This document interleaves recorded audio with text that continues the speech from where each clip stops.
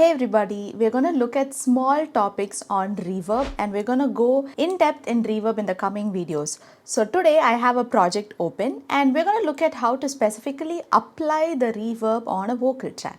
So before we get into this, we need to understand what reverb really means. So when I speak in a room, my voice is going to go and hit all the obstacles around me and then it's going to reach my ear once again. That is called reverb, the reflections that you hear back.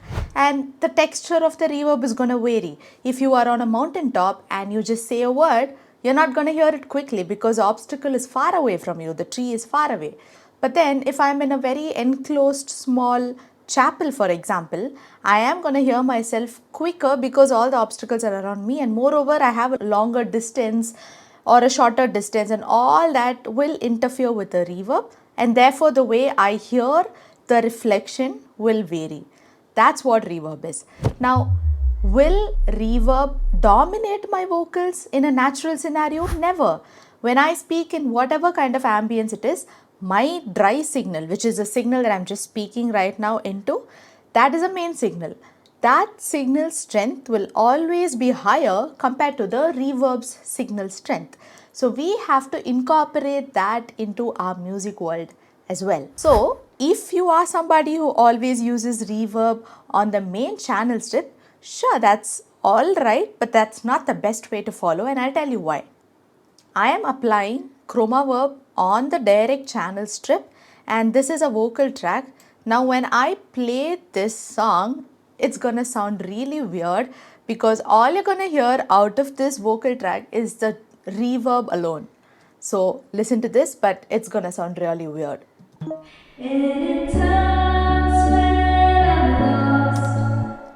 That was just the reverb and it's sounding weird because that's not how naturally reverb occurs. You always hear the main signal with more strength compared to the reverb. So when I put it on a channel strip, what I definitely have to control is the dry and the wet knob you see over here. I need to put my dry signal high and my wet signal according to taste. So let's try it out. And in times when I'm lost, you're the one who holds my hand. You're the one. This is how I have to adjust. Now, if you think this is fine and this is how you want to do, then I'm not here to object you. But the problem about reverb is that you might be using the same reverb with the same setting for multiple tracks if it's part of the same song. So what I would like to have the reverb to do is to have it in a particular place and make sure all the different tracks that I want that same reverb, I'll just map them together. So I can't do that if this is on a channel strip. So the best way to actually apply a reverb is to use aux tracks. I'm going to remove this reverb and let's add a new aux. I come down to Sends, go to Bus, choose an empty bus. I already have bus 1. I'm just clicking that. And on this channel strip, I'm going to apply the same chroma verb. Now, I'm not even going to change anything on this particular plugin. All I'm going to do is, as the track plays, I'm going to increase the sends, which is the amount of signal that you want to send into the bus track that has the reverb. There is a signal that's already coming out of the main stereo out that you see over here. So you already have that dry main signal coming out.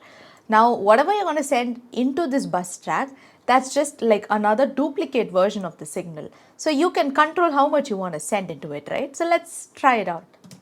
And in times when I'm lost, you're the one who holds my hand. You're the one for me. And that sounds so natural and so nice because that's what we're used to listening to. We are not used to listening to having too much of reverb or too little of a dry signal as well. So this is all up to experimentation, but this is the best way to add your reverb to a vocal track or any track for that matter. So if you found this useful, don't forget to subscribe and like this video. I'll be putting out more reverb tutorials in the coming videos, so stay tuned for that. Until then, this is Florina Jane and I'll see you guys in another video.